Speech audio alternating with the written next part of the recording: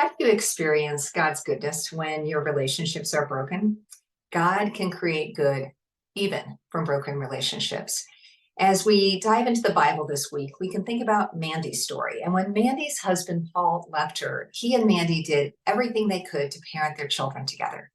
A decade after their split, Mandy called Paul about one of their sons, who happened to be working for Paul's company. Paul, Mandy began, you're not going to believe the conversation that we just had. Their son had told Mandy about poor choices he'd made and what he'd learned along the way.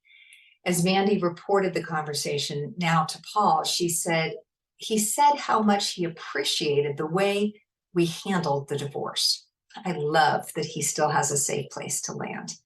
Now, neither Mandy nor Paul could have imagined they could love their family well despite the divorce. But God had taken broken relationships and brought good anyway.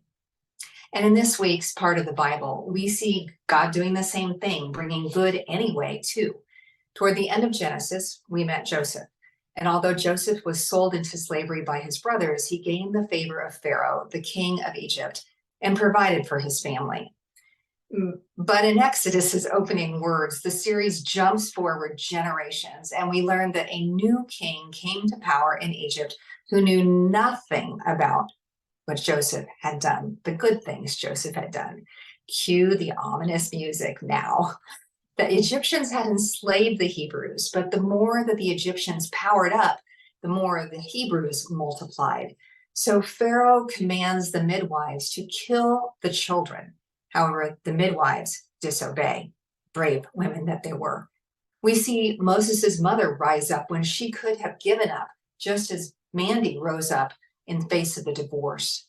Modern screenwriters could not have created a more heart-wrenching script than this real story of baby Moses being returned to his mother to nurse, and yet his mother ultimately had to give her son to the Egyptian princess. Moses grew up in Pharaoh's household, which gave him access and training he would not otherwise have had.